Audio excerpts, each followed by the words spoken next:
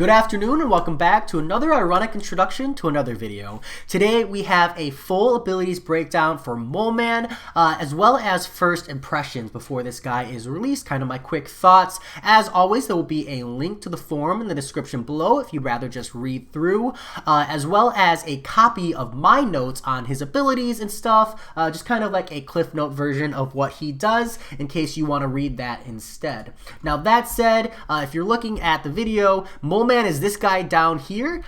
This person up here is not Mole Man. That's just a two-person creature for this character. It's another two-creature animation.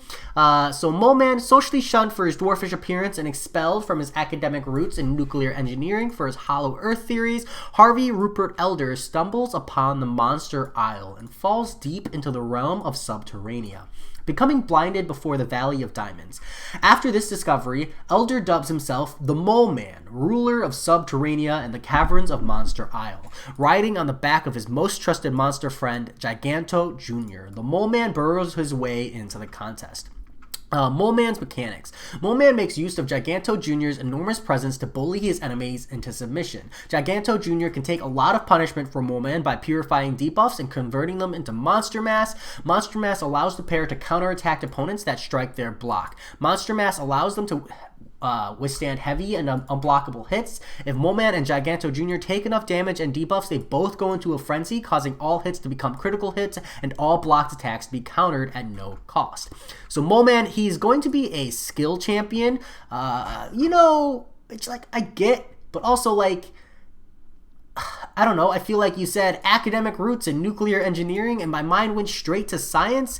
And like Giganto Jr., this is like very much a scientific discovery. I feel like this was a loss, but hey, if you feel or you know more about the lore or something and you have a reason to explain why this guy's skill other than just convenient balancing for the game, because this champion is going to be a heavy bleeder, and a lot of skill champions typically have bleed effects. So if it's not just like ability balancing, if you have like some kind of lore, feel free to share because I would love to be informed. But that said, all the stats in the abilities are based on the 4-star, but we do get the 5-star stats, and we see at 5-star, rank 5, Sig 200, he's going to have almost 33,000 health, which is pretty high as far as health goes, and he's going to have 2,346 health attack, which I believe is below average, but correct me if I'm wrong. He is going to have shock immunity, true accuracy, bleed, monster mass, and unstoppable. We're going to skip his strength and weaknesses. You can read that in the forum if you'd like.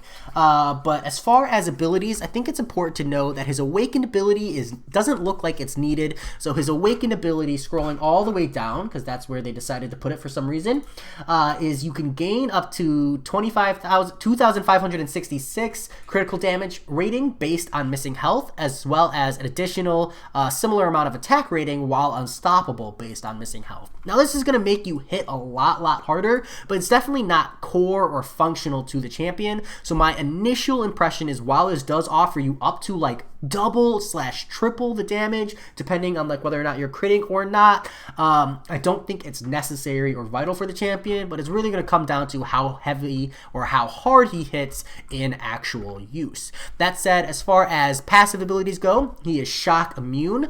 Additionally, his critical hits have a 100% chance to apply a 75% of attack bleed over 8 seconds, as well as you deal an additional 80% of your base attack as a burst of energy damage if the opponent is suffering from a shock. And of course, he does have a way to apply shocks.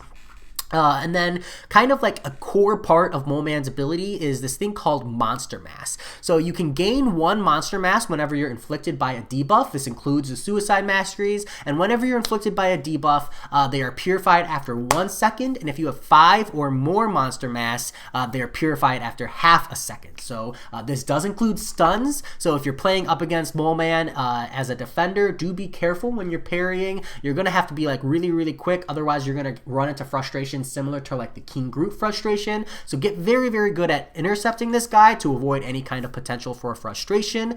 Additionally, more monster mass means that he's going to have higher physical resistance because he gains physical resistance for each monster mass. Whenever he blocks a basic attack, it grants him an unstoppable buff for 0.85 seconds, meaning you're not going to want to hit into this guy's block as well. Well-timed blocks, however, do not trigger this unstoppable buff, and when this is triggered, it removes 1 monster mass. Now, he has a 75% chance to resist a block break while he has at least 1 monster mass active. Additionally, adding points into stand your ground mastery will increase this chance, and if the chance to resist a block break is raised to 100%, this ability also allows you to resist unblockable hits, and if you resist an unblockable hit or break, it removes all monster masses as well. Kind of like the developer note here is just to be wary of Parrys, so that's just what I warned you about as well. And then after like the monster mass of like his accumulating stacks, you can trigger Frenzy. So when you are above 5 monster mass, you can trigger Frenzy by activating an unstoppable effect, or essentially just blocking a basic attack, which will cause you to go into this stage where all of your hits are guaranteed critical hits.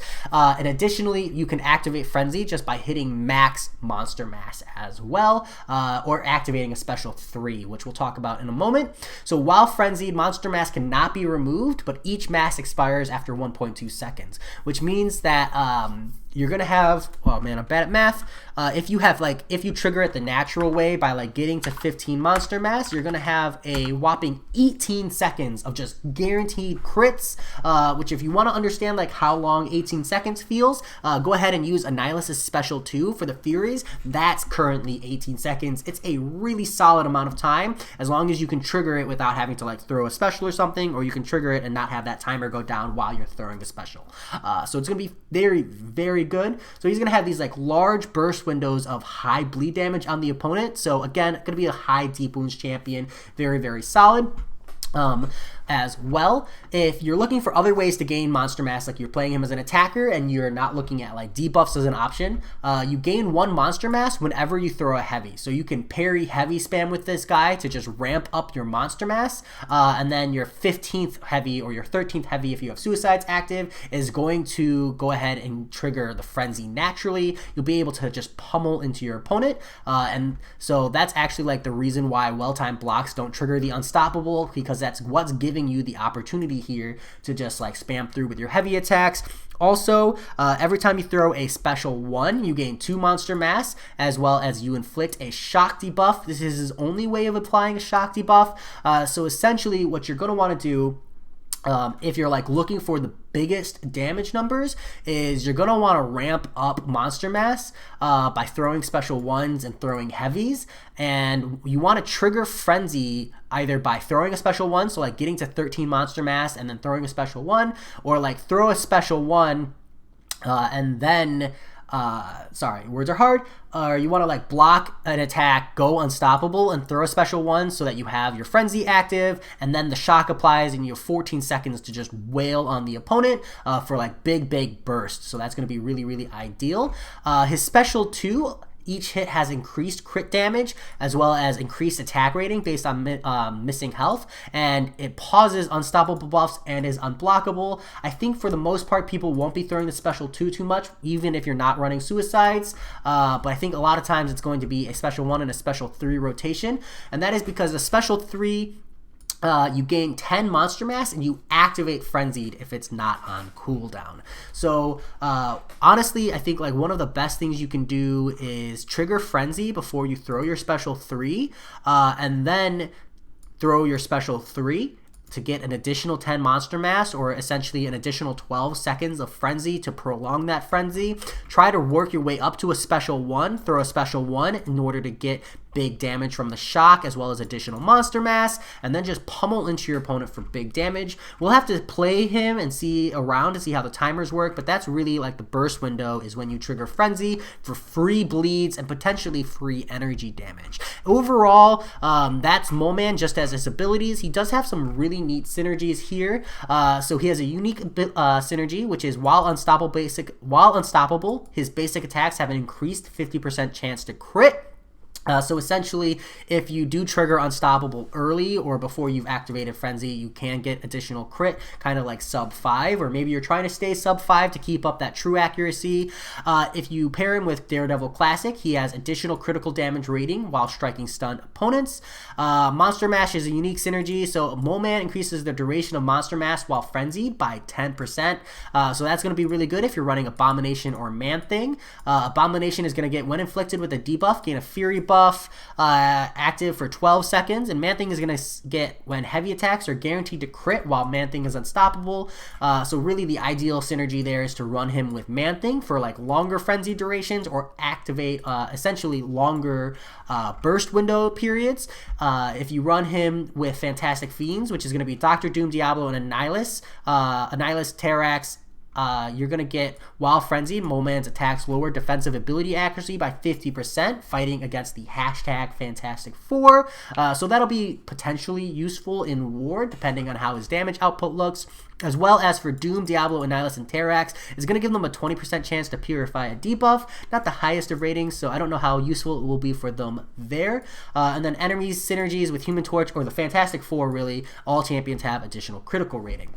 So that's Mole Man in a nutshell. Hopefully this helps some of you people out as we look and get excited about the new champions. I have possibly really high hopes for this guy. I think that the burst window looks really, really solid. I love seeing a bleed champion with true accuracy and shock immunity. Sorry, not bleed, a suicide friendly champion with shock immunity and true accuracy enter the game. And I think that he's going to be fairly special 3 friendly. Like, yeah, you're going to lose out on like the damage from triggering the shock debuff with your critical hits and getting that huge burst. But I think honestly, just maintaining that frenzy and applying those bleeds, that's like most of his damage, and that's going to make him suicide friendly, and that's going to be a really, really good time, because I feel like suicide friendly bleeders is something we're really, really lacking in the game. So I am very, very hyped about him, and I love the whole like 2 character shtick, because like Squirrel Girl and Tippy Toe were like really, really neat. It was fun for animations. I think that this one's going to be a lot more prevalent, just because